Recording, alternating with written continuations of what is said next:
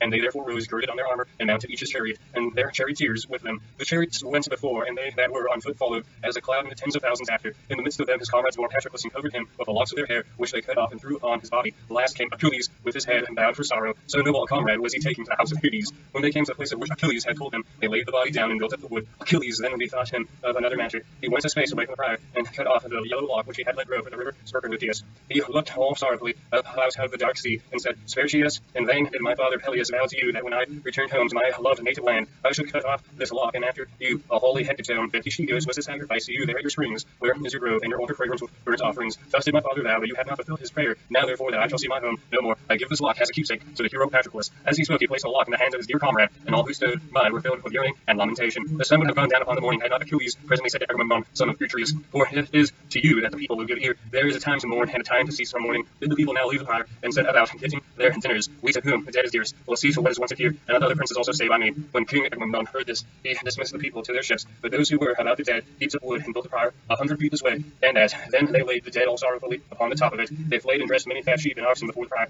and Achilles took fat from all of them, and wrapped the body therein from head to foot, heaping the flayed carcasses all round it against the pyre, who he leaned to handle the jars of honey and unguents. 4 proud horses did he then cast upon the pyre. Groaning the while he did so, the dead hero had 9 house dogs. 2 of them did Achilles slay and throw upon the pyre. He also put 12 brave sons of noble Trojans to the sword, and laid them with the rest, for he was full of bitterness and fury. Then he committed all to the resistlessness and devouring might of the fire. He groaned aloud and called on the dead comrade by name. Farewell, he cried, Patroclus, even the house of Hades. I am now doing all that I have promised you. 12 brave sons of noble Trojans shall the flames consume along with yourselves. The dogs, not fire, shall devour the flesh of the Hector, son of Priam. Thus did he vaunt, but the dogs came not about the body of Hector, for Zeus's daughter Aphrodite kept them off him night and day, and anointed him with ambrosial oil of roses, that his flesh might not be torn. When Achilles was dragging him about, Phoebus Apollo moreover sent a dark cloud from heaven to earth, which gave shade to the whole place where Hector lay, that the heat of the sun might not parch his body.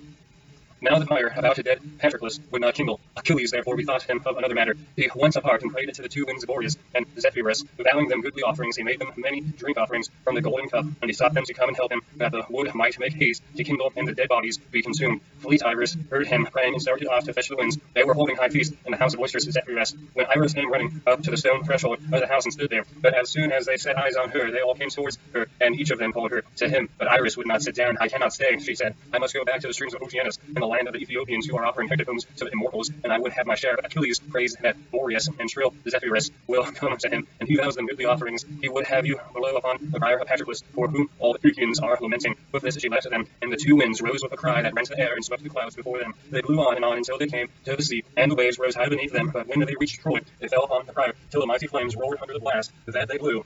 All night long did they blow hard and beat upon the fire, and all night long did Achilles grasp his double cup, drawing fine wine from a mixing bowl of gold, and calling upon the spirit of dead Patroclus, as he poured it upon the ground until the earth was drenched. As a father mourns when he is burning the bones of his bridegroom, son whose death he was wrung, the hearts of his parents, even so did Achilles mourn while burning the body of his comrade, pacing round the pyre with piteous groaning and lamentation. At length the morning star was beginning to herald the light, which was after on the mount at dawn, was soon to suffuse over the sea. The flames fell and fire began to die. The winds then went home beyond the Thracian sea, which roared and boiled as they swept over it. The son of Peleus now turned away from the pyre, and lay down overcome with toil, till he fell into a sweet slumber. Presently they who were about the son of Atreus drew near in the body, and roused him with the noise and tramp of their cunning. He sat upright and said, Son of Atreus, and all the princes of the Phrygians, first pour red wine everywhere upon the fire and quench it. Let us then gather the bones of Patroclus, son of Meneucus, singling them out with care. They are easily found, for they lie in the middle of the pyre, while all else, both men and horses, have been thrown in a heap and burned at the outer edge. We will lay the bones in a golden urn, the 2 layers of fat, against the time when I shall myself go down into the house of Hades, as before the morrow. Labor not to raise a great one now, but such as is reasonable. Afterwards, let those Phrygians who have been left at the ships, when I am gone, build it both broad and high. Thus he spoke, and they obeyed the word of the son of Peleus. First they poured the red wine upon the thick layers of ashes,